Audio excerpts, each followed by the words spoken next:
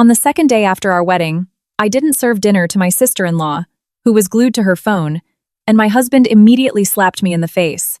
I instantly dumped a plate of hot beef stew on his head and said in an icy voice, "If anyone dares to touch me again today, I will turn this house into a crime scene." I had been a wife in this family for less than 2 days, but I already understood everything. Some marriages don't need years to show their true colors. Just one dinner, one look, one seemingly insignificant word is enough to strip away the veneer of sweet promises, revealing them to be nothing more than cheap guilt. That evening, the atmosphere of the wedding still lingered in the spacious 3-story house on a quiet suburban street in Ohio. Just married banners hadn't been taken down from the living room yet. The floral centerpieces in the corner were starting to wilt but still gave off a faint, sweet scent. I stood in the kitchen, holding a heavy Dutch oven full of beef stew that I had just taken off the stove. Beads of sweat had formed on my forehead. The dining table was mostly set. All that was left was to lay out the bowls and silverware. In the dining room, my husband, David, sat at the head of the table. To his right was his mother, Linda, and to his left, his sister, Tara. Tara was sitting with her legs pulled up onto her chair. Her eyes were glued to her phone, one AirPod in her ear. Some reality show was playing on her screen, and the shrill, obnoxious laughter from the phone speaker pierced the air of our family dinner, grating on my nerves. As soon as I placed the pot on a trivet on the table, David's voice rang out, cold and sharp. "Allison, are you blind?" I froze and turned to him. David's face had darkened, his eyebrows drawn together as if I had committed some atrocious crime. Trying to keep my composure, I asked, "What is it, babe?" David pointed at Tara. "Can't you see Tara is sitting down? You can't set a bowl for her?" I followed his gaze. Tara was sitting right next to the kitchen island where the serving ladles were. All she had to do was reach out her hand to get her food, but she remained entirely indifferent. Her thumbs swiped across her screen as if nothing happening in the house concerned her in the slightest. I spoke slowly. "The pot is right next to Tara. I think she can serve herself." David slammed his spoon down hard on the table. The sharp crack made the air in the room freeze. "You think?" He twisted his lips into a sarcastic smirk. "You've been in this house for a couple of days, and you're already starting to argue with me using 'I think'?" I stared at him, and something inside me slowly began to boil. Just 1 day ago, this exact same man had held my hand in front of all our guests and relatives, vowing to respect me, love me, and build a beautiful life together. And today, over a single bowl of food, his tone had shifted as if we were total strangers. My mother-in-law quietly intervened. Her voice, as always, was soft. Now. You two just got married. The girl just isn't used to how we do things yet. Allison, honey, serve your sister a bowl of stew. That's how it works here. Family takes care of family. It's the right thing to do." She spoke gently, but her gaze wasn't soft at all. It was the look of someone used to giving orders with such sugary sweetness that it was difficult to refuse. I bit my lip, walked over, grabbed a bowl, and served Linda first. She took it, nodded, and offered a barely noticeable smile. "Yes, this is exactly the kind of domestic daughter-in-law I need." Then I served David and placed the bowl in front of him. His expression softened a bit, as if he had just won a small but very satisfying game of chess. When I placed a bowl in front of Tara, she glanced down at it and frowned. "That's barely anything.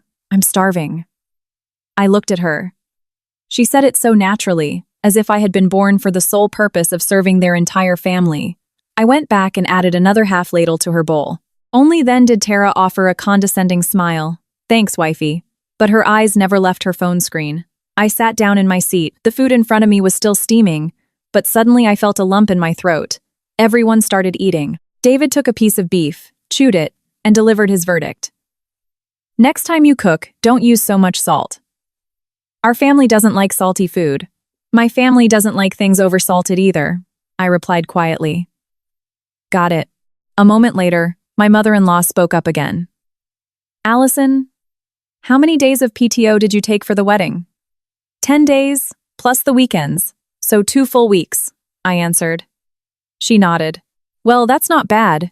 In those 2 weeks, you'll get settled in, to learn how to run the household. David goes back to work soon.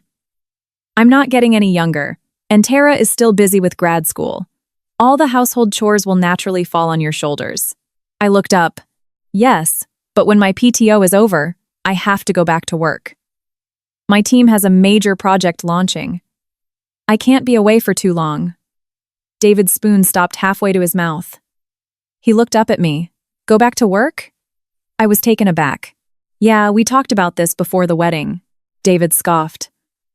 Before the wedding was before the wedding. Now you're my wife. Things need to change. I distinctly heard my heart skip a beat. What do you mean? He leaned back in his chair. His voice was chillingly indifferent. I mean, I want you to quit. Either transfer to some easy, part-time remote gig or quit entirely. Stay home and take care of the family. My mom is getting older, Tara is busy with school, and my job is stressful. This house needs a woman who knows how to manage a home. I stared at him, stunned, thinking I had misheard. You're telling me to quit? David replied without missing a beat. Yeah. Your job is constant overtime. You come home late. That's no way for a married woman to act. What kind of family life is that? I put my silverware down. My hands had gone cold. That is a career I've dedicated 5 years to. I'm up for a promotion to team lead soon. Why are you suddenly forcing me to quit? Before David could answer, Tara chimed in, still holding her phone. Honestly, I think David is right, wifey. When a woman gets married, she should take care of the home, not disappear at work all day. Who's going to cook? Who's going to take care of my brother? Who's going to have and raise the kids later? I turned to her. Her face was young, her lips painted with bright gloss, her nails done in an elaborate manicure. But the words coming out of her mouth carried the suffocating weight of ancient stereotypes. Linda slowly added, Don't think I'm old-fashioned, honey, but a woman's true happiness is in a strong family and a cozy home. No matter how good your career is, if you can't create warmth at home, you won't be happy. I felt the corners of my lips tremble. I tried to speak calmly. I've never believed that a career and a family are mutually exclusive. I can find a balance. David let out a cold laugh. How are you going to find it? Hugging your laptop all day, leaving early and coming home late? Allison, let me be blunt. This house doesn't need a wife who's constantly out networking. I need a woman who knows how to take care of her husband, look after her mother-in-law, and knows her duties. Those 2 words, her duties, dropped onto the table like a heavy stone. I looked up at the man sitting across from me. It was the same face I had trusted, the man I thought would be my partner for life. But just one day after the wedding, the mask of tenderness had shattered, revealing a cold, domineering, and controlling stranger. I took a deep breath and I heard my own voice, quiet but distinct. And what if I don't agree? Dead silence fell over the table. David looked at me, his eyes darkened. In that moment, I realized this was no longer a normal dinner. The atmosphere in the room grew thick. I looked at David, and he looked at me like I had committed some unforgivable sin. Just a minute ago, I was still trying to convince myself that this was just our first post-wedding argument, that if I just explained things clearly, he would understand. But his look told me it was never about understanding. It was about submission. Absolute submission. David planted his hands on the edge of the table. His voice was ice. If you don't agree, you'll just have to learn to agree. I already said it. This house won't tolerate a wife who disappears from morning till night, neglecting her husband and family. I gripped the fork in my hand tighter. I wasn't neglecting anyone. I just want to keep working. Before the wedding, you said yourself that you respected my ambition. David smirked. Did you actually believe the stuff I said before the wedding? That was then. This is now. Those words felt like an invisible slap right to my face. I could hear my heart pounding in my chest, a mixture of profound pain and rising anger. It turned out that all the bouquets he had sent to my office, all the times he waited for me in the rain after late shifts, all the promises that I could pursue my passions after we got married, it was all just a trap to lure me into this marriage. Linda set her bowl down. Her voice was quiet, but every word was as sharp as a razor. Allison, don't be stubborn. Women don't compete over job titles. They compete over who has the better husband and stronger family. You're still young. Quit for a few years, have kids, get the house in order, and then figure out what you want to do next. It's not too late. I turned to her. Linda, it's easy for you to say, but I'm the one losing my job, and I'm the one risking my future. Linda's face darkened. Is that how you speak to your mother-in-law? I took a deep breath. I didn't want to bicker with her, and I certainly didn't want to turn dinner into a battlefield. But every word they spoke was pushing me, step by step, toward the edge of a cliff. Tara propped her chin on her hand and sneered. Why are you so tense, wifey? Our family has plenty of money. You don't need to grind away at some job. If I were in your shoes, I'd be thrilled. I turned and looked her dead in the eye. That's because you are you, and I am me. Tara's eyes instantly flared.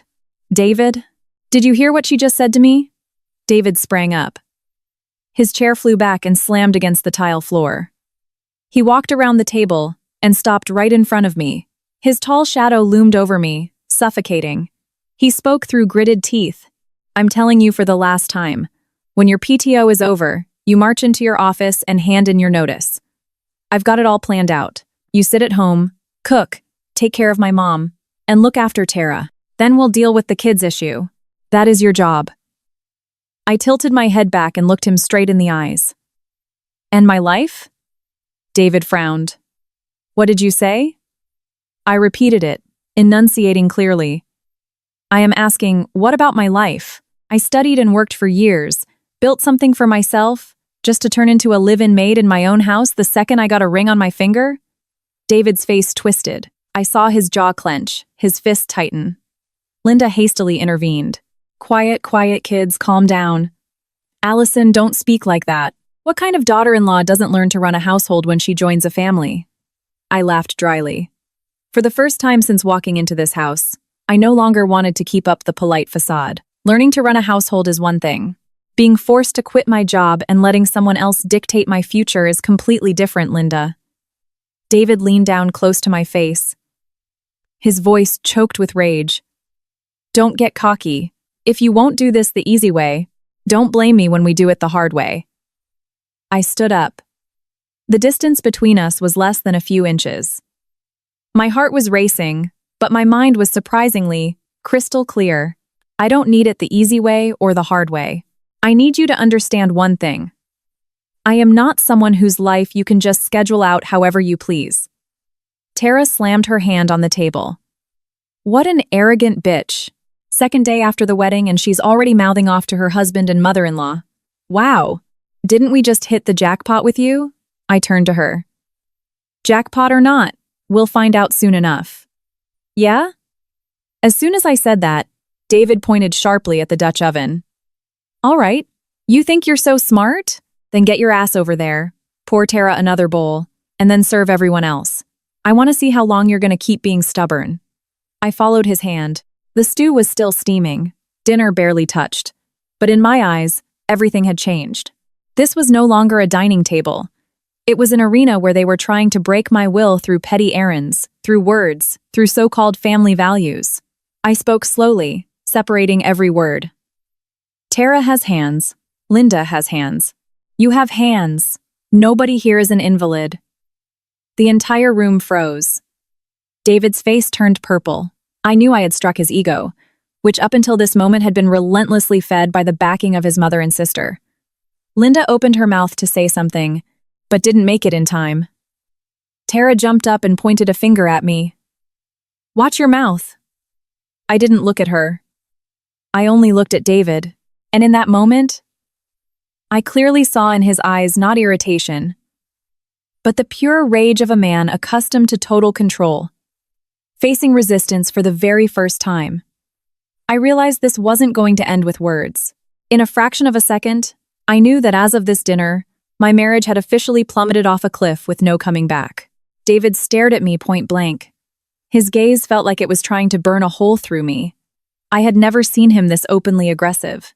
The tenderness, the care, the ability to say the right things that I had once believed in, all of it vanished without a trace, leaving before me a man who wanted to win at any cost. He hissed through his teeth. Allison, repeat that. I stood perfectly still, hearing the loud thud of my heartbeat, but my voice was astonishingly calm. I said that nobody in this house has broken arms. Whoever wants to eat can get up and serve their own food. I am your wife, not the hired help for your family. Linda smacked the table. Her pitch rose. Who do you think you are? You just walked into this house and you're acting like you run the place. Tara was on her feet, her face flushed red. David, she's disrespecting our whole family, and you're just gonna stand there and watch? I turned to Tara. Since the start of dinner, she hadn't touched a serving spoon once, hadn't poured herself a drop of water, but she spoke as if I had deeply offended her soul. I smirked. I just told the truth. This whole family decided to turn the simple act of pouring a bowl of soup into a test to make me submit. Right. David took another step forward. The space between us practically vanished. I could see a vein pulsing in his neck. He spoke, biting off each syllable. You think you're the boss here? Second day of marriage and you're trying to walk all over your husband. I kept my head held high. I'm not walking over anyone. I'm just not getting on my knees. As soon as I said that, the room exploded. Tara pointed at me. Mom, do you see this? She's just an uneducated brat. Linda turned pale and looked at David. Son, look. I told you this girl was too stubborn. If you don't teach her a lesson right from the start, she won't respect anyone. I looked at her, a chill running down my spine. I had thought my mother-in-law was a calm, tactful woman. Now I realized her softness wasn't love. It was camouflage for a much more insidious form of suppression. David turned back to the pot of stew and barked, Fine. You don't want to serve the food? Pour the stew. I didn't move an inch. He jabbed a finger at me. I said, Pour Tara a bowl. I replied, If she's hungry, she can pour it herself. Tara's shrill laugh cut my ears. What? Do you think you're still a little princess in your mommy's house? I turned to her. No. But I know for a fact I am not the maid in my husband's house. In that exact moment, David swung. It all happened too fast. I only had time to see his hand flash in front of my eyes, followed by a sharp, violent crack that shattered the silence of the room. My left cheek burst into flames. The force of the slap rocked me backward. My ears rang, and my vision went dark for a few seconds. I stood rooted to the spot, one hand bracing against the edge of the table. My head felt like someone had just dumped a bucket of ice water over it. I couldn't believe it. The man who yesterday had held my hand in front of our two families, today, during a family dinner, right in front of his mother and sister, had struck me without a moment's hesitation. David was still standing in the same stance. His chest heaved heavily. I'm telling you for the last time, pour the stew. I slowly turned my face to him. Half of my face was burning. The pain was so intense it was becoming numb. But the pain inside was far worse. Something had permanently broken. There was no more doubt, no regret, no desire to deceive myself. This man did not love me. This house had not accepted me. All they wanted was an obedient servant who would serve, stay silent, and endure. Linda put on a performance of horror. Oh my God, David, why would you hit your wife right here in the house? But she only said it. She didn't take a single step to help me or stop him. And Tara. Tara widened her eyes, looked at me, then at her brother, and then her lips curled into a satisfied sneer. I heard her whisper, barely audible. She had it coming. I pulled my hand off the table and slowly straightened up. I wasn't crying. It was strange in that moment. I couldn't shed a tear. Maybe when someone hurts you that blatantly, tears become useless. I touched my cheek. 5 burning fingerprints were stamped into my skin. I asked very quietly, Did you really just hit me? David looked at me, feeling absolutely zero guilt. I hit you to snap you out of it. In this house, you need to know whose word goes. I nodded. Right. I've snapped out of it. I turned and walked toward the kitchen. Behind my back, Tara's mocking voice chimed in. If you had just listened in the first place, it wouldn't have hurt so much. I didn't answer. I walked straight into the kitchen and stopped in front of the Dutch oven on the counter, still giving off steam. The hot steam burned my eyes. I looked at the rippling surface of the stew, then at my reflection in the glass door of the microwave. My left cheek was already dark red. In that moment, I ceased to be a newlywed bride. I was just a woman who had been violently ripped from a delusional dream. I stood in the kitchen, leaning both hands on the cold quartz countertop. Sounds drifted in from the dining room. The light clinking of dishes, the scrape of a chair moving, Tara's smug laugh. All of it dug into my brain like tiny needles. My cheek throbbed. The pain was so sharp that even blinking hurt. But what chilled my blood wasn't the physical pain. It was the realization that I had just seen the true face of an entire family. I grabbed the pot, walked back out, and set it down not in front of Tara, but dead in the center of the table. The stew is here. Whoever wants to eat, serve yourselves. David slammed his fist on the table. Allison! I didn't flinch anymore. Strangely, after that slap, the fear inside me had burned to ash. All that was left was a cold, crystalline clarity. I looked straight into his eyes. Listen to me very carefully. Just because I back down from an argument doesn't mean I'm wrong. Just because I am quiet doesn't mean I'm afraid. That slap was the first and the last time you will ever dare lay a hand on me. Tara jumped up. You still dare raise your voice? I turned on her. And you, from this moment on, stop speaking to me in that tone. I am not obligated to serve you. Linda, seeing the situation spiraling entirely out of control, shifted to her softer tone. Allison, sweetie, don't lose your temper. I know you're hurt, but you just joined our family. If you're not used to things, you'll get the hang of it gradually. What family doesn't have its little clashes? I looked at her, and my insides turned to ice. If I hadn't seen everything with my own eyes, I might have been fooled by that soft tone for a while longer. I replied, a clash is when both sides are at fault. What happened here is just you trying to force me to submit to abuse.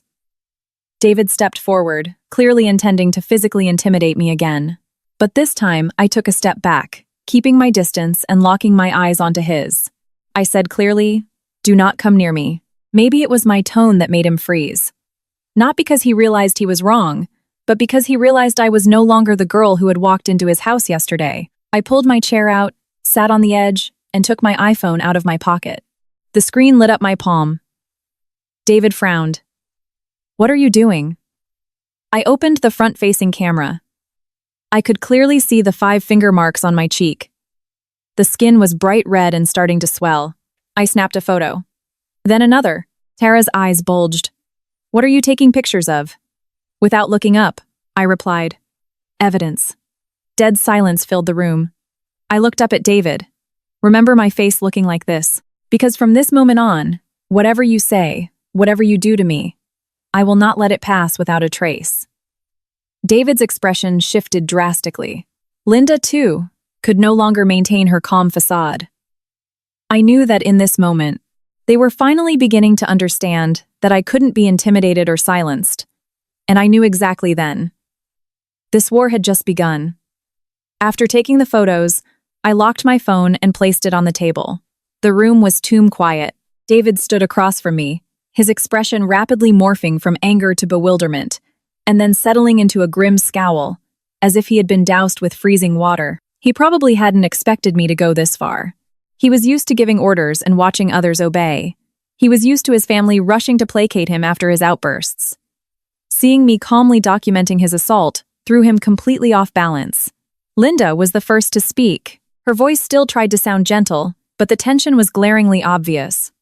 Allison, what is the meaning of this? You don't air your dirty laundry in public. Who takes pictures of something like this? I looked at her. Because it's dirty laundry, I have to save it, so that later no one can say I made it up, or that I tripped and fell. Tara twisted her lips. You're just being dramatic. All this noise over one little slap, acting like you got beaten half to death. I turned to her. One slap is enough for me to know exactly where I am. David took a deep breath and scoffed. All right. You like blowing things out of proportion? No, I answered. I'm not blowing anything up. You're the one who raised your hand first. He narrowed his eyes. So what do you want? I sat up straight and looked at him without blinking. I want you to apologize. Tara burst out laughing like she had heard the funniest joke in the world. Keep dreaming, wifey. Linda frowned too. Allison, don't push it. David flared up. You were being stubborn. That's why I lost my temper. We just got married. Why make a mountain out of a molehill? I answered, clipping every word. I'm not making a mountain out of anything. You are trying to minimize something that is a massive deal. David pulled out his chair and sat down, not because he was calm, but to regain a position of dominance. He crossed his arms over his chest. His voice dropped to sub-zero. You want an apology? Fine. I froze for a second. Not because I believed him, but because I smelled a trap. Right on cue, he continued. But first, you have to admit you were wrong. Apologize to my mother. Apologize to Tara for your bratty behavior. And then promise you will never argue with your husband in front of the family again. I looked at him and suddenly felt how bitterly laughable this all was. I asked, let me get this straight. You hit me, but I have to be the first one to apologize? David replied evenly, if you hadn't provoked me, none of this would have happened. Now I fully understood. It wasn't that he didn't know he was wrong. He knew it, but he wanted to twist reality so that I was the guilty party. I picked up my phone. I didn't even remember at what exact moment I had opened the voice memos app and hit record. Probably the second my cheek had burst into flames. My survival instinct had kicked in automatically. I hit stop, saved the file, and renamed it Dinner Day 2. As my fingers slid across the screen, I said, keep going. I'm listening very closely. Linda's face instantly dropped. Were you recording? I looked up. Yes. Tara went pale. Are you psychotic? I ignored her. No, I'm just learning how to protect myself. David lunged out of his chair. Delete that right now? I stood up too. This time, I didn't step back. Don't you ever give me an order again? Our eyes met. I saw in his eyes not just anger, but the pure panic of a man who suddenly realized his victim was no longer going to play along. Linda hurried over, trying to grab my hand, but I dodged her. She froze and lowered her voice. Allison, stop this, trust me. You're only making things worse for yourself. We're a new family. If the neighbors or relatives find out, who's going to be embarrassed first? I replied, if you were so afraid of embarrassment, Linda, you would have stopped your son before he raised his hand. She had no answer. Tara turned to David in an absolute panic. David, she's actually going to keep it. What if she sends it to her parents? Hearing that chilled me to the bone. It turned out that what they feared most wasn't that they had hurt me, but that their reputation would take a hit. I pushed my chair in and slung my purse over my shoulder. I won't be finishing dinner. David blocked my path. Where do you think you're going? I looked at him. To my room. He growled. I didn't give you permission. I let out a short laugh that sounded completely alien to my own ears. I need your permission to go to my own bedroom now? Saying that, I stepped to the side. David reached out to grab my arm, but then, likely remembering the recording, hesitated for a fraction of a second. That fraction was all I needed to walk past him and head for the stairs. Behind me, Linda's frantic voice called out, Allison, wait, I'm not finished talking. I didn't look back. I knew if I stayed down there for even another minute, I would either break down in tears or say something even more venomous. And right now, what I needed most wasn't to argue, but to calm down and figure out my next move. I walked quickly up the stairs, gripping my purse straps so hard my knuckles turned white. Every step felt like treading on a mixture of humiliation and revelation. I didn't cry, at least, not until the bedroom door clicked shut behind me, separating me from the shouting, the clattering of dishes, and the angry breathing downstairs. Only then did my knees buckle. I leaned my back against the door and slowly slid down to the cold floor. The room still held the vibe of a honeymoon suite. The red bedsheets hadn't been changed yet. Gift boxes were stacked in the corner. Bridal bouquets sat on the vanity. All of it felt like it was mocking me. Just a day ago, I thought this room would be the start of a new life. Today, it was a panic room I had to escape to just to breathe. I pulled out my phone and turned on the front camera again. My left cheek was more swollen and redder than before. The handprint was stark against my skin, a cruel reminder that this was all real. I took several more photos from different angles with better lighting and saved them to a hidden album. Then I opened the audio file and skimmed through it. David's voice, Linda's voice, Tara's voice, every word was crisp. I uploaded the files to my cloud drive and then sent a backup copy to Valerie, my best friend. My text was short. Are you free? I have a serious problem. Val didn't reply immediately. I knew she was probably still at work. I locked the screen, tilted my head back against the door, and tried to organize my thoughts. First, secure the evidence. Second, keep my job at all costs. Third, absolutely do not let them isolate me in this house. Just as I thought that, my phone buzzed. It wasn't Val. It was a text from my boss, Andrew. My heart skipped a beat. The message was brief. Allison, your husband called me yesterday. He said you're planning to submit your resignation now that you're married. Please confirm if this is true. I stared at the screen, an icy chill creeping down my spine. David hadn't just been talking. He had started acting before I even crossed the threshold of this house. He wanted to cut off my escape routes and make my resignation a done deal. I immediately called Andrew back. As soon as he answered, I blurted out, Andrew, I'm so sorry to bother you on a weekend. I am not resigning, and I never authorized anyone to discuss my employment status on my behalf. My boss's tone turned serious. I figured something was off, which is why I reached out. Is everything okay, Allie? I stayed silent for a couple of seconds. I didn't want to explain everything over the phone, but I couldn't completely hide it either. I'm safe. It's just a personal matter. I just wanted to confirm that I will be back in the office, right after my PTO ends, as scheduled. Andrew replied immediately, Okay, don't worry about it. As far as the company is concerned, the only voice that matters regarding your job is yours. I let out a slow exhale. Thank you. Truly. The call ended, but my hands were still freezing.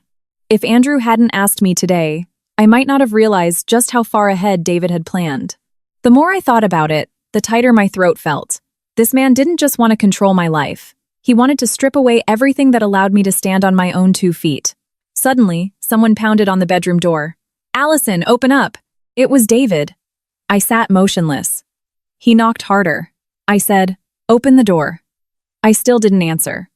A moment later, Linda's voice chimed in, softer but just as persistent. Allison, open the door. We need to talk. Whatever happens between a husband and wife needs to be solved behind closed doors. Don't make things worse than they are. I stared at the wood paneling. My throat parched. I knew if I opened that door now, they wouldn't give me time to think. They would force me to talk, force me to admit guilt, force me to compromise. And if I gave an inch this time, I would have to give an inch forever. I stood up, walked to the door, but didn't unlock it. I spoke loudly enough to be heard in the hallway. I don't want to talk right now. When I'm ready, I will come out. It was quiet out there for a second, and then David growled. Stop acting like a brat. I closed my eyes. My hand rested on the deadbolt, but my voice, when I spoke again, was incredibly calm. If you keep trying to break down this door, I will start recording again.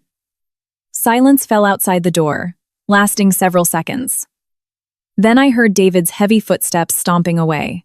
Soon after, I heard Linda ushering him downstairs. From the living room, I could hear Tara's irritated muttering. The room was quiet again. I sat on the edge of the bed and looked at my suitcase in the corner. Half of my clothes were still unpacked from the wedding. For the first time, I thought that maybe I shouldn't bother unpacking the rest. I sat there for a long time, staring at that half-empty suitcase. I had brought it here with all the hope and faith of a newlywed. I thought I would hang every dress in the closet, arrange every item on the shelves, step by step turning this house into our home. Now, looking at it, I saw it only as a quiet escape route waiting for me in the corner. My phone buzzed again. This time, it was Val. As soon as I picked up, she bombarded me with questions. Where are you? What happened? I just looked at the photos. Who the hell did that to your face? Hearing my best friend's voice made my throat constrict. I tried to keep it together. I'm at the house. David's. Val cursed loudly, then lowered her voice. Did David do that to you? Yes, I answered. Yes. One word. Pulling the whole ugly truth into the light, saying it out loud made my chest feel unbearably heavy, because until this exact moment, I hadn't dared to fully admit to myself that my marriage had just swerved down a terrifying abusive path. Val was quiet for a few seconds, then asked, What are you going to do? I looked at the locked door. I don't know the exact steps yet, but I know for damn sure I'm not going to just sit here and let them do whatever they want to me. Val replied instantly. If you need to, come to my place. Do not stay in that house alone for long. I closed my eyes. I'm thinking the same thing. But how do I leave? When? I need to think this through carefully. Val knew my personality, so she didn't rush me. She just said, remember one thing. Do not delete anything. Keep the photos, the recordings, the texts, save all of it. And if you feel like you are in danger, you call me immediately. I will, I said quietly. After hanging up, I remained seated. Val's words, do not stay in that house alone for long, looped in my head. I turned toward the closet. My clothes hung neatly on one side. David's were on the other. Just a day ago, while hanging my dresses, I had felt such profound peace.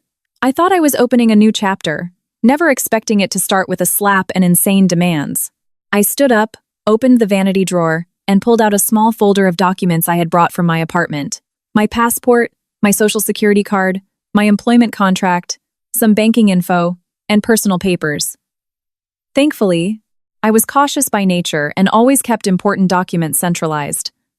I checked through them quickly and slid the folder back in. Doing this made my mind feel even clearer. I opened my banking app, checked my checking account, savings, and my small investment portfolio. Everything was intact. I immediately changed my banking passwords, my email passwords, updated my phone passcode, and enabled two-factor authentication on everything.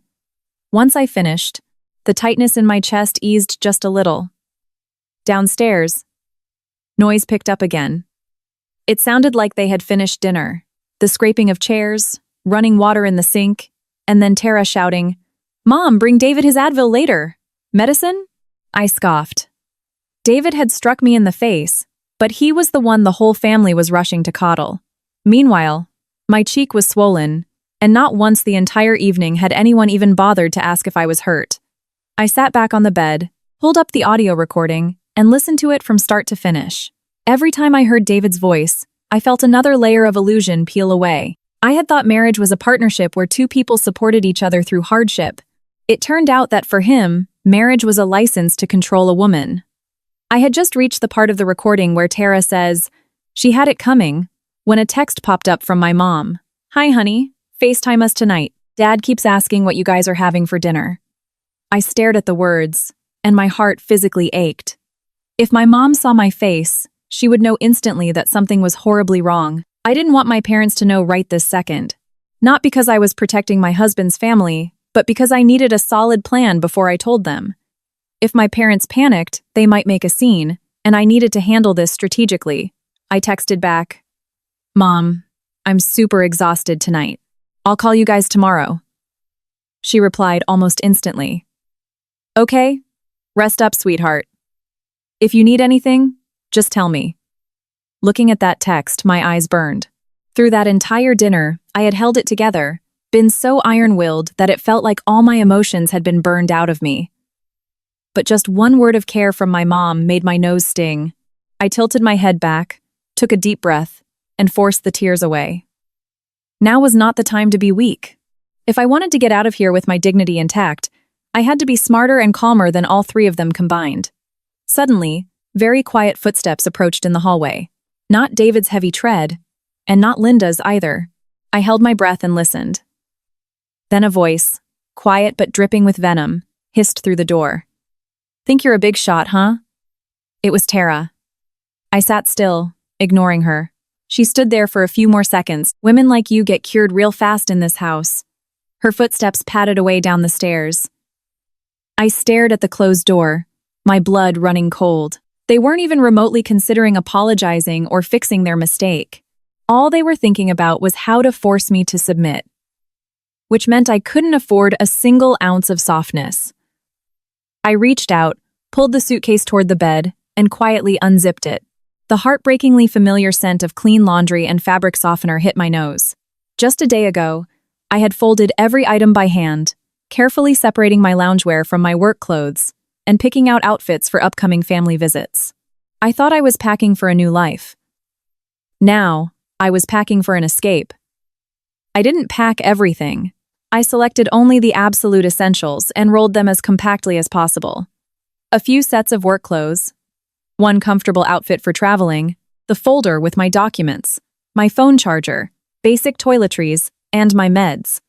With every item I put into the suitcase, my mind grew sharper. I knew with absolute certainty that since I had made the decision to leave, I couldn't let my emotions drag me back. My phone vibrated again. A text from David. Open the door. I stared at the screen for a few seconds, then locked the phone without replying. Less than a minute later, another text. Stop pushing it. Let's just talk normally. I smirked. He hit me. He called my boss behind my back to try and force me to quit. His whole family backed me into a corner.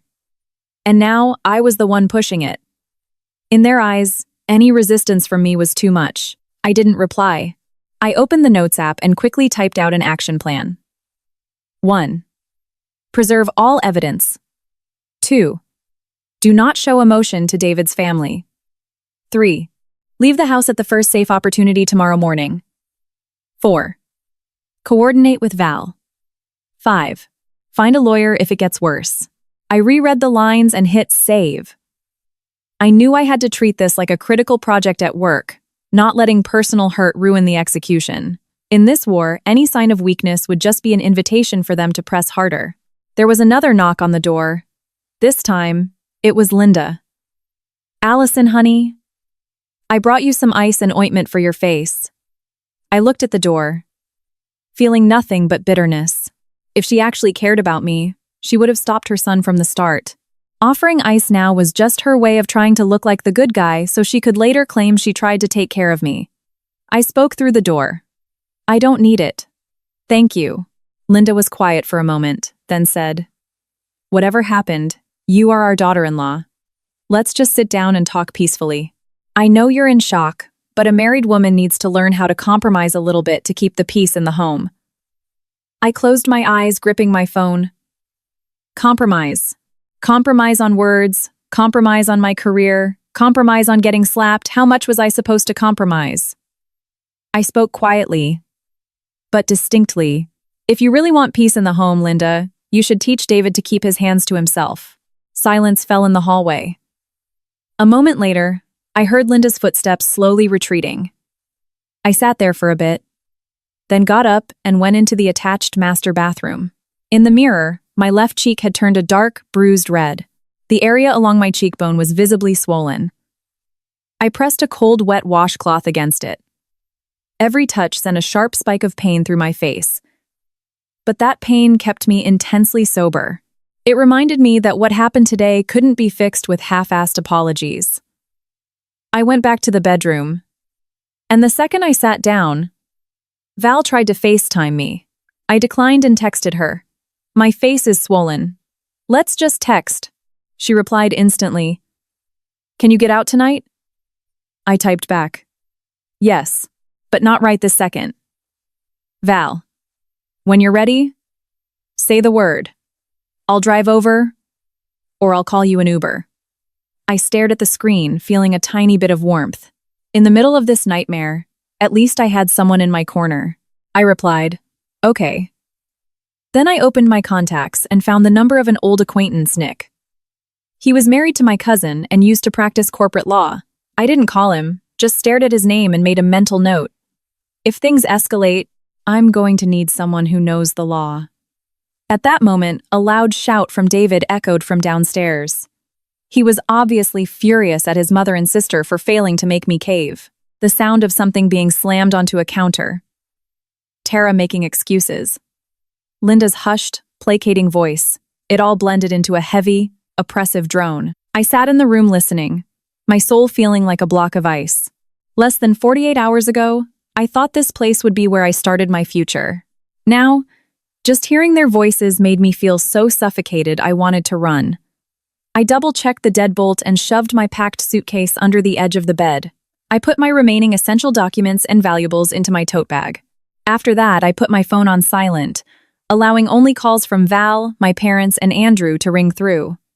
Outside, it was pitch black.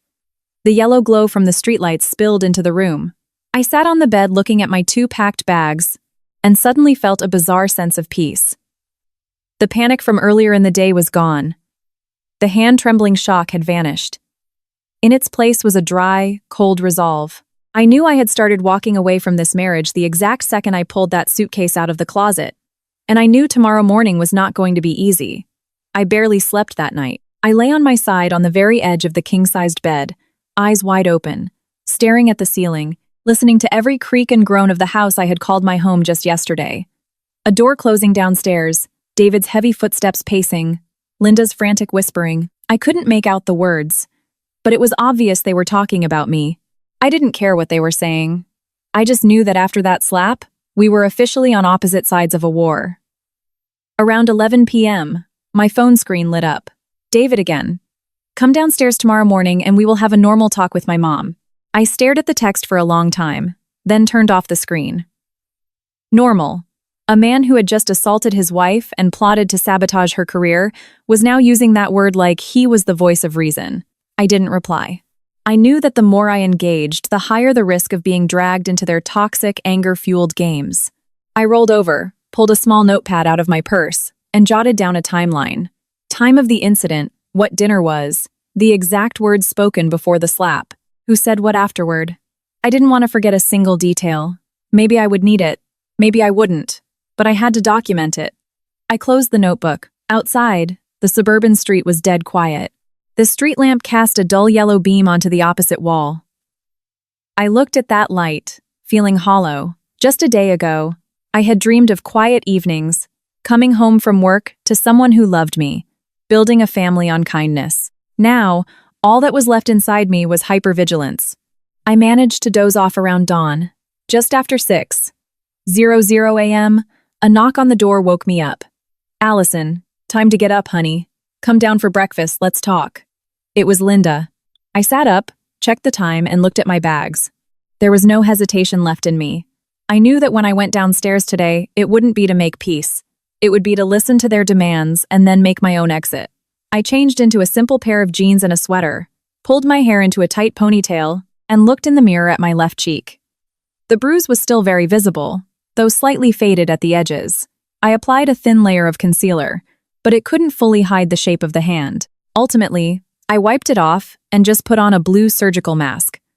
Not out of shame, but because I didn't want them to see how much physical pain I was actually in. As I pulled my suitcase to the middle of the room to check the zipper, my phone buzzed. Val, you okay? I texted back. Going downstairs now. We'll update you. Val replied instantly. Don't forget to turn on voice memos. I looked at the text and nodded silently to myself. Not because I was paranoid, but because over the last 24 hours I had learned a harsh truth. When people are used to bullying others, they will always try to twist the narrative to make themselves the victim. I opened the app, hit record, and slipped the phone into my sweater pocket. I opened the door. The second-floor hallway was empty. From downstairs, the smell of coffee and frying bacon wafted up from the kitchen. I quietly tucked my suitcase against the wall near the top of the stairs, then began my descent. The moment I stepped into the dining room, I saw Linda sitting rigidly at the table, a mug of coffee in front of her. Across from her sat Tara, not even trying to hide the contempt in her eyes. David sat at the head of the table. His cheek was slightly red where the hot stew had splattered near him yesterday, giving him a look that was both angry and pathetic. No one invited me to sit. They just stared at me, waiting to see how far I was willing to grovel. Linda was the first to speak. Her tone was slow, measured, and authoritative. Sit down. Today, I'm only going to say this once, so let's be clear. I pulled out a chair and sat, keeping my back perfectly straight and my hands in my lap. Yes, Linda. Go ahead. She looked me up and down. Her eyes darted to my mask. Then she said, about yesterday's incident. I'm not taking sides, but a wife needs to know her place and respect her elders. You just joined this family, and you're already fighting with your husband, your sister-in-law, and even me. That is unacceptable. I said nothing. She continued. I'll be honest. If you want to stay in this house and live peacefully, the first thing you need to do is apologize. I looked up. I knew this normal talk was just going to be another interrogation wrapped up in moral grandstanding. I looked right at Linda, feeling surprisingly serene. I guess when you push someone past their absolute limit, the anger burns off, leaving behind a cold, detached calm. Who exactly am I apologizing to? I asked. Linda answered immediately, clearly having rehearsed this. First, to your husband. No matter what happens, you have no right to argue with him at the dinner table. Second, apologize to me and Tara for your bratty behavior. A daughter-in-law does not act like that. I nodded quietly and turned to David. He was sitting perfectly still, his chin raised, looking like a king waiting for a peasant's surrender. His eyes held not a single ounce of remorse. And what about yesterday's slap? I asked. David's lip curled. You're still hung up on that? Why shouldn't I be? I replied. You hit me in the face in front of your mother and sister. I think that's the first thing we should be hung up on. Tara immediately jumped in. Oh, give it a rest. My brother lost his temper. It happens to everyone. But you? You turned the whole house upside down. I turned to her. A man loses his temper and hits his wife in the face. And to you, that's just, it happens? Tara stumbled over her words for a second, then jutted her chin out. Don't twist my words. Seeing the tension rising again, Linda rushed to intervene. Enough. Rehashing yesterday isn't going to solve anything. I called you down here to find a solution. If you truly want to save this marriage, you need to learn how to swallow your pride. I sat silently for a few seconds, then asked, what exactly does that mean? Linda, enunciating every single word, said, first, you apologize to David and the family. Second, no more arguments like yesterday. Third, after your PTO, you go to your office and transfer to a remote, low-stress position, or you quit entirely. We will not have this kind of chaos in our home. Listening to her, I suddenly wanted to laugh out loud. So, this was what they called a normal conversation. Not taking accountability, not trying to fix the relationship, but forcing me to accept all their terms under the guise of saving the marriage. I reached up and pulled off my face mask. The dark, swollen handprint on my cheek was fully exposed to all three of them. I said, look closely. This is the price I paid for not knowing how to swallow my pride. Linda blinked, then immediately looked away. You're exaggerating. I stared at her. Am I exaggerating, or are you people crossing every possible line? David finally spoke. His voice was low, hard. Are you done talking? I turned to him. No. I still have one more question for you. Who gave you permission to call Andrew and discuss my resignation behind my back? David froze for a split second. A very brief pause, but I caught it. He recovered and said, I'm your husband.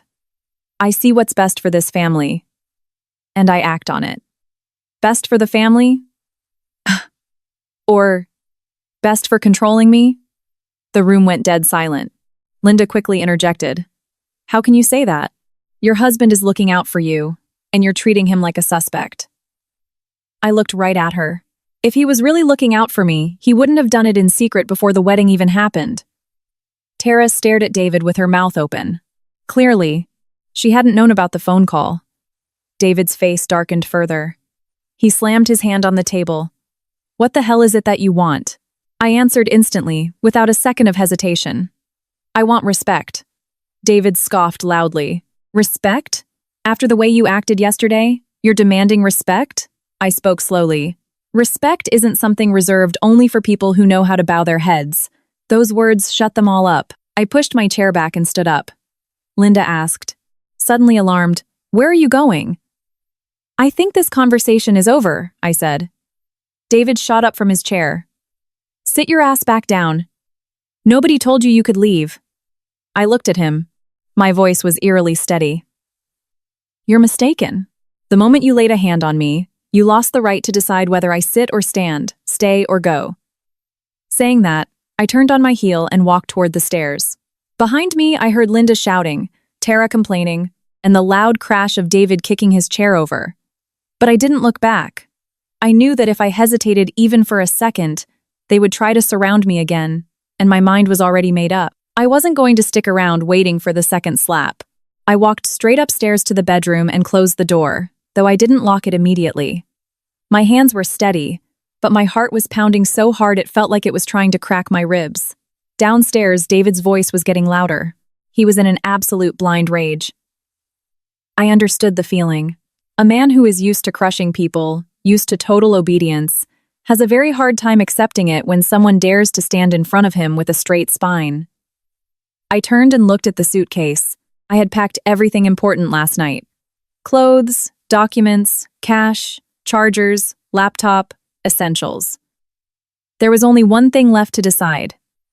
The exact moment to walk out the door. My phone vibrated constantly. I checked it 5 missed calls from David. 2 text messages. Come back downstairs right now and don't push me.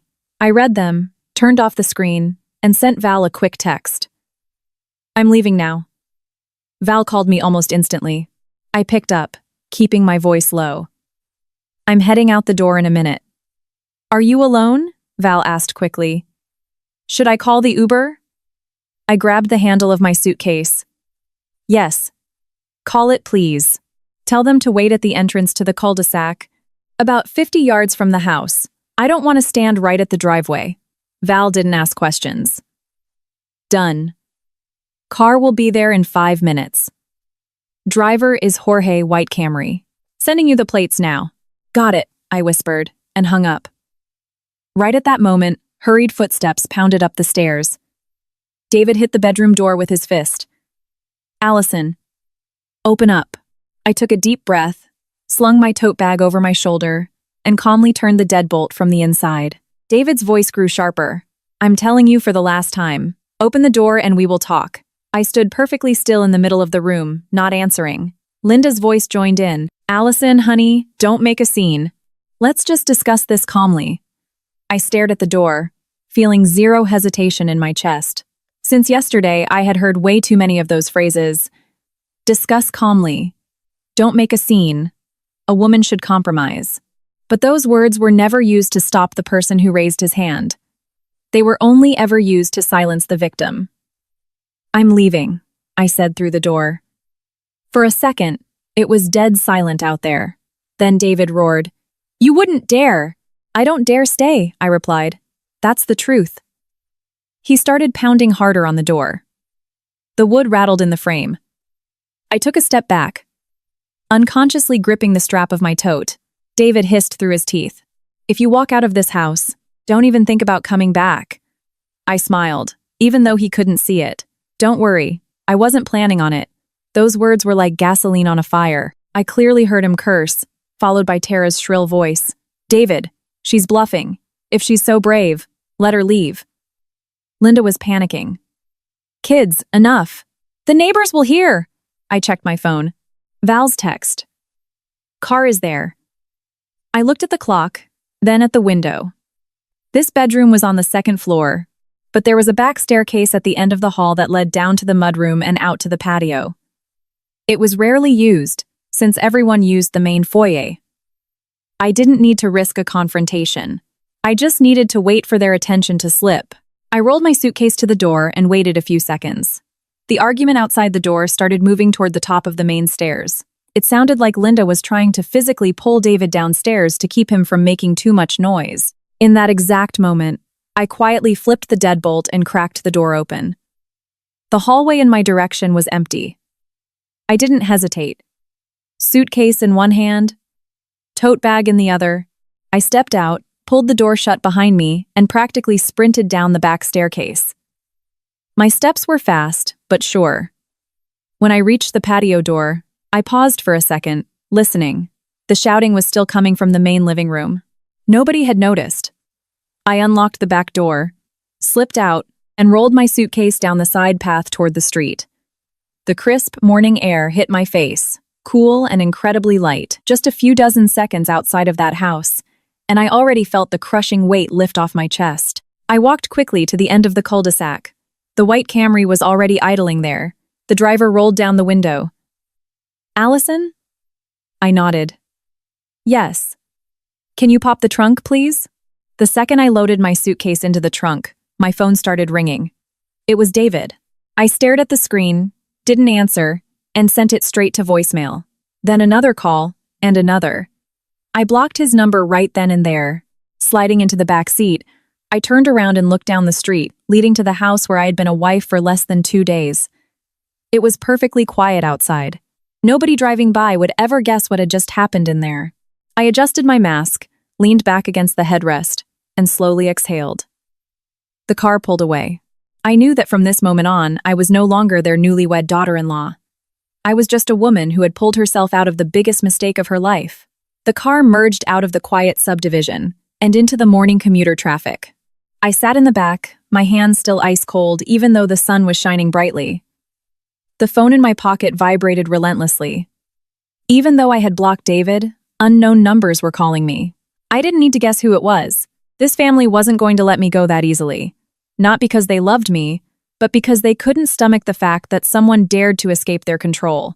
I cracked the window. The breeze rushed into the cabin, carrying the smell of exhaust and highway dust, and to me, it was sweeter than any moment I had spent in that house. Barely 30-something hours ago, I was in a white gown, smiling at guests, believing I was stepping into a warm, loving family. Now, I was in an Uber with a suitcase in the trunk, a bruised face, an aching heart, but a mind that was clearer than it had ever been in my life. Val texted. "Text me when you're close." "Okay," I replied. Then, after hesitating, I added, "Thank you." She texted back instantly. "Shut up, just get here. We'll figure it out."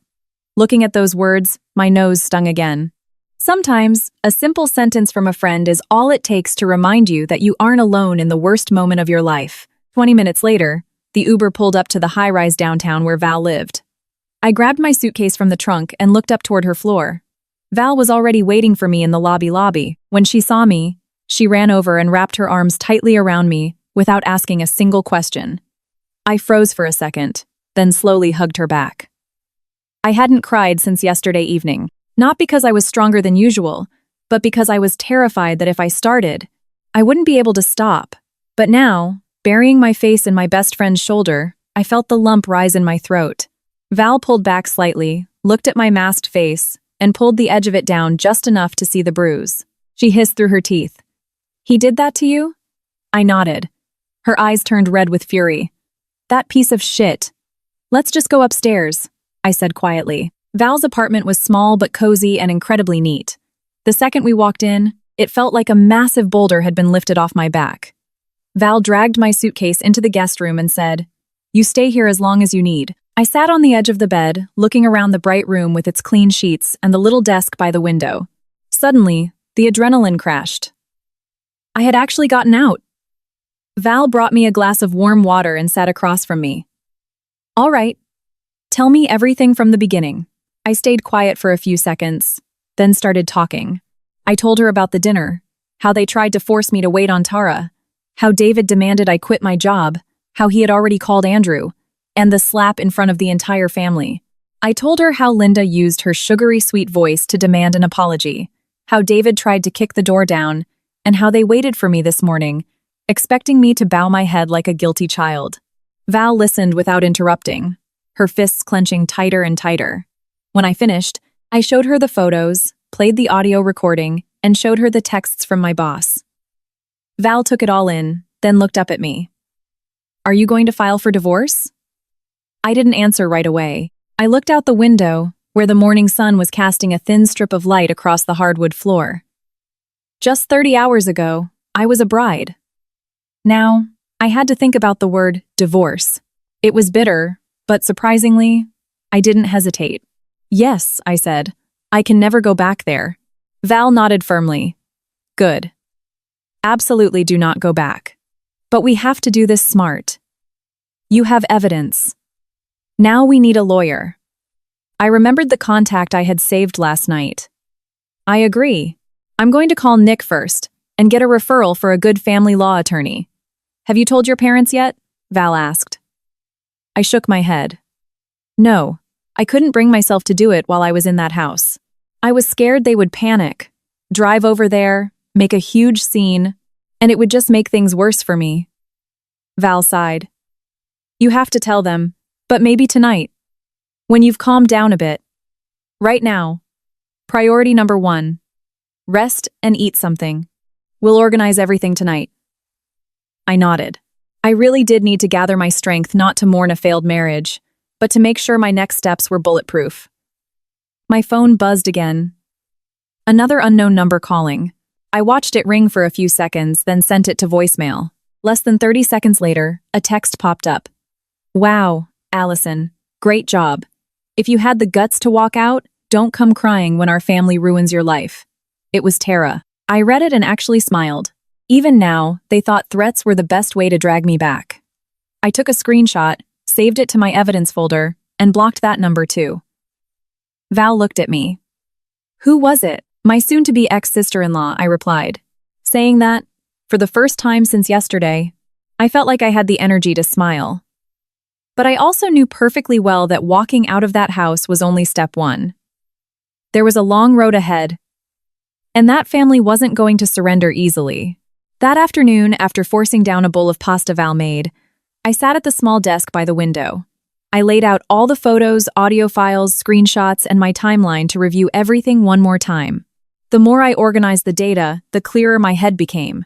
The events of the last 2 days felt chaotic as I lived them, but laid out like this, they formed a highly structured, intentional chain of abuse. From David secretly calling my boss, to the wedding, to demanding I quit, to using the first dinner to test my boundaries, the slap, and the united family front demanding my submission.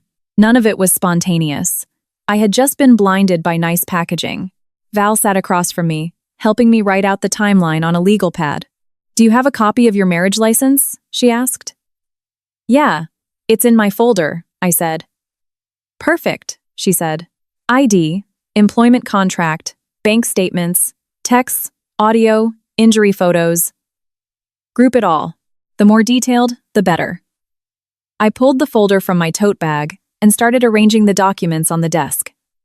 Staring at the stack of papers, I suddenly remembered the night before the wedding.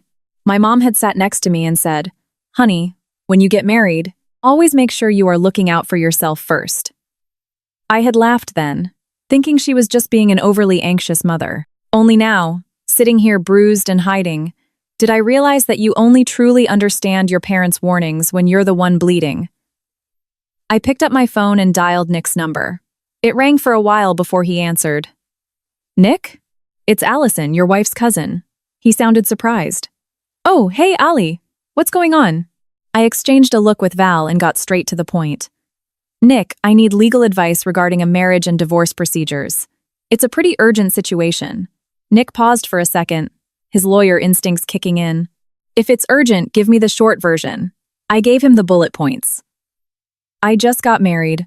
My husband assaulted me. His family is trying to force me to quit my job. There are clear signs of financial and psychological control. I fled the house, and I have documented evidence. When I finished, Nick's voice was dead serious. Okay. First thing you need to do. Go to an urgent care or ER right now. And get those injuries medically documented. Have them take photos and put it in your chart. Second, back up all your original evidence. Do not edit or crop anything. Third, if you are 100% sure you're not going back, you need an aggressive family law attorney immediately. I'm going to text you the number of a colleague, Sarah. She's a bulldog. Call her. I felt the tension in my shoulders drop an inch. Yes. Thank you so much, Nick, he added. From this moment on, if he or his family call or text with threats, save it all. And remember, do not meet with your husband alone under any circumstances. Only in public, or with legal representation. Understood, I said. I hung up. Val looked at me expectantly. Well? He gave me a referral for an attorney, I said. Val exhaled. Okay, that's huge. Right then, my phone rang again. It was my mom. I stared at the screen, and my hands suddenly felt leaden. Even though I knew I had to tell them eventually, facing the actual moment made my chest tighten. Val looked at me softly. Answer it, Ali. You can't hide it from them forever. I hit the green button. My mom immediately asked, Honey, where are you? I tried calling earlier and you didn't pick up. And your voice sounds weird. I bit my lip. All the speeches I had practiced stuck in my throat. Finally, all I could manage was, Mom, I'm at Val's place. Dead silence on the line. Vals? You aren't at the house with David? I closed my eyes. Mom, I need to tell you something. I told her everything. I didn't hide anything, didn't minimize it, and didn't exaggerate. At first, my mom tried to stay calm, but when I got to the part where David slapped me at the dinner table, I distinctly heard her gasp. In the background, my dad's panicked voice rang out. He hit her? My throat closed up, but I managed to say, yes. The line was quiet for a few seconds, and then my mom broke down sobbing. Hearing her cry shattered the last dam holding my own emotions back. I turned my head away, tears flooding my eyes. My dad grabbed the phone. His voice was shaking, but he was trying to sound strong. Allison, do not be afraid. Your mother and I are driving up there right now. I panicked. Dad, Mom, please, do not go to their house. I already left. I'm safe. I'm handling everything the right way with a lawyer, with evidence. Do not go over there angry. I'm terrified they'll just use it to spin the story and call the cops on you. My dad was silent for a long moment, then said slowly, okay, I hear you.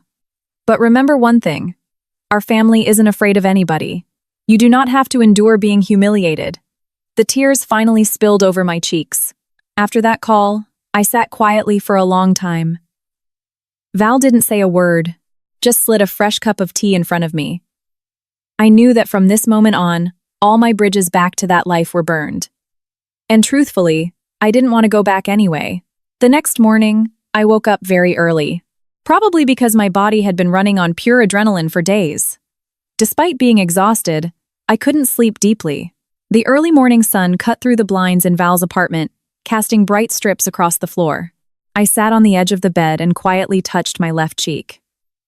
The bruise had faded to an ugly purple yellow, but touching it still sent a dull ache through my face. The pain didn't shock me anymore. It served as a cold reminder. If I showed weakness now, everything could repeat itself.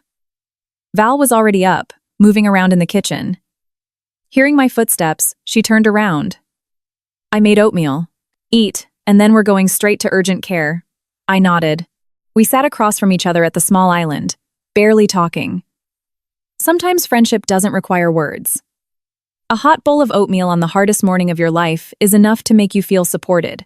After breakfast, I put on a pair of sweats, pulled my hair back, and packed all my documents into my bag.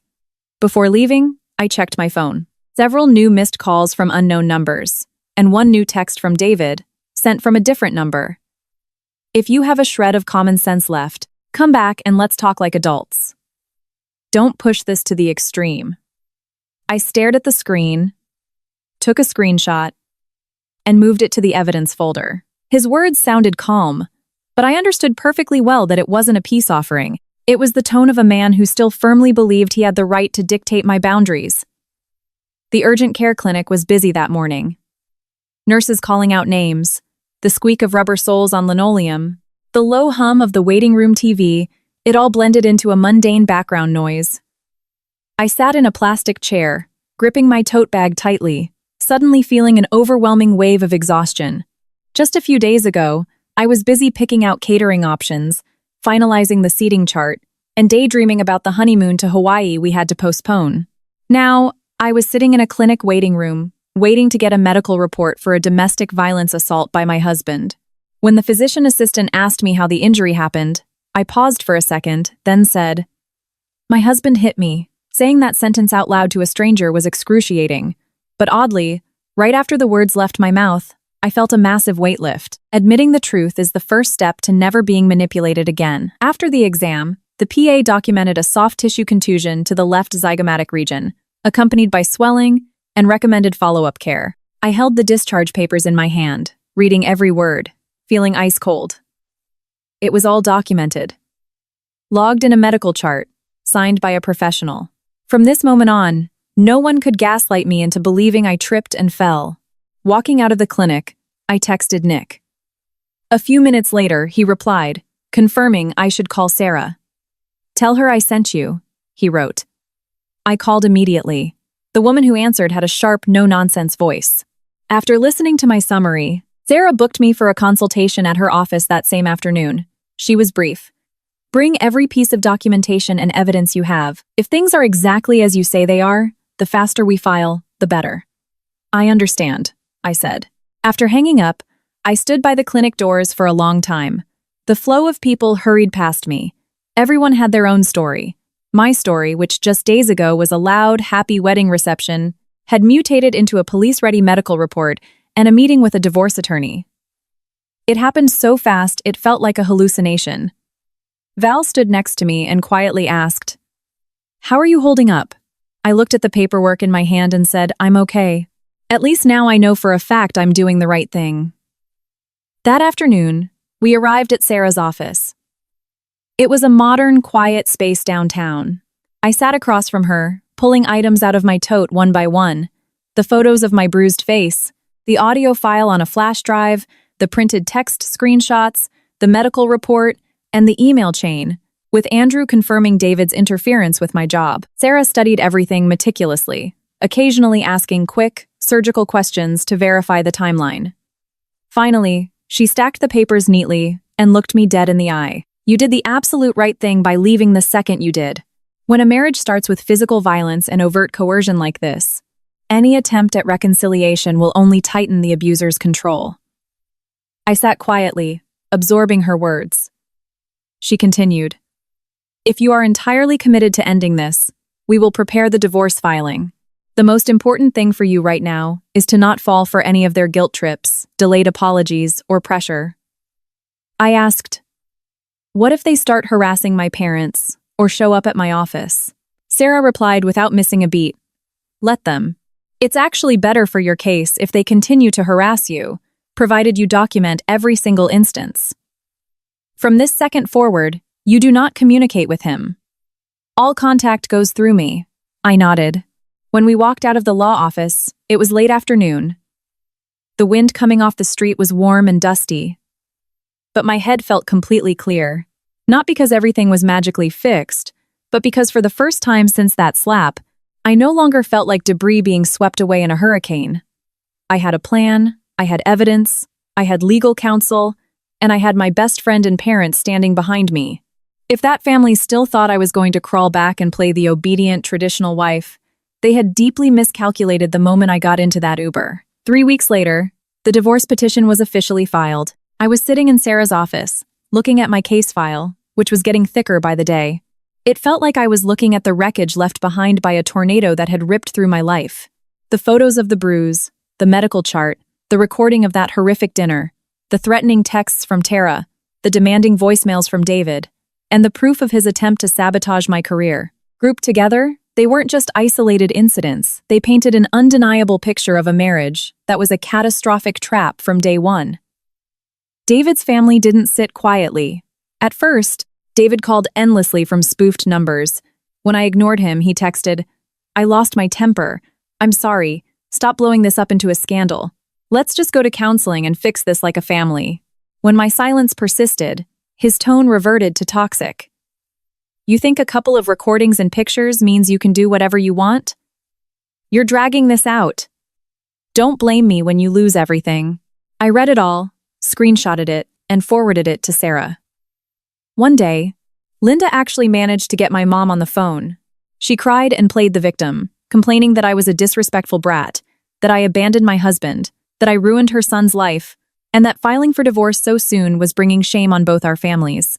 My mom listened, and then delivered one single sentence. "You let your son strike my daughter. She has every right to leave." Then she hung up. For the first time in my life, I truly understood what having an unbreakable support system meant. A mandatory mediation session was scheduled shortly after the filing. I attended with Sarah. David showed up with a slick-looking lawyer and Linda hovering in the waiting room. Tara wasn't there, but the palpable hostility radiating from their side was exactly the same. David glared at me the entire time.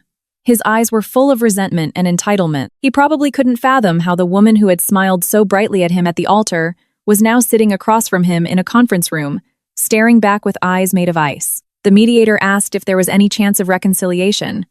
I answered firmly, "No." He asked for my reasoning. I replied, "Because I refuse to remain married to a man who uses physical violence and a family that views emotional abuse and control as standard domestic policy." David instantly objected. I lost my temper one time. She ran away, escalated it into a massive legal circus, and secretly recorded me like she had planned this whole thing out to extort me. I looked at him, and for the first time, I didn't feel pain. I just found him pathetic. I asked, if I hadn't saved that evidence that day, would you be sitting here admitting that you hit me? David's jaw clenched. He had no answer. Sarah placed a small speaker on the table and pressed play. The room fell dead silent as David's voice from that night played back crystal clear. I'm telling you for the last time. Pour the stew. Then the sharp, violent crack of the slap. Tara's voice. She had it coming. And Linda's voice telling me I needed to learn to compromise. Every single sound dropped into the quiet mediation room like shears cutting through the final layer of his lies. After that, things moved swiftly. David's lawyer recognized a losing battle when he saw one. They didn't dare try to bully me using their old tactics, though they still tried to drag out the paperwork to be petty. I didn't care. I wasn't in a rush. I went back to work. Andrew kept his word. My job was secure, and no one in the office bothered me about my personal life. Val permanently converted her guest room into my sanctuary while I apartment hunted. My parents called every day not to pressure me, not to complain, but just to remind me to eat well and take care of myself. Months later, the divorce decree was signed by the judge. I walked out of the county courthouse holding the paperwork in my hand, looking up at the pale blue sky. A warm breeze brushed against my face. The bruise on my cheek had vanished months ago, but I knew I had gained something far more important than a healed injury. I had saved myself. I didn't save the marriage, but I saved my own life from being completely crushed inside it. Later, I threw myself into my career and got that promotion. I rented a nice, modern apartment not far from my office. On the weekends, I drove out to see my parents, went to brunch with Val, and relearned how to live a peaceful life without constantly looking over my shoulder. I no longer blindly believed in grand romantic promises, but I didn't lose faith in myself over one disastrous mistake. I learned the hardest way possible that a woman can love with her entire heart, but she must always keep an exit strategy, a sharp mind, and her dignity fully intact boundaries, and an unshakable sense of her own worth.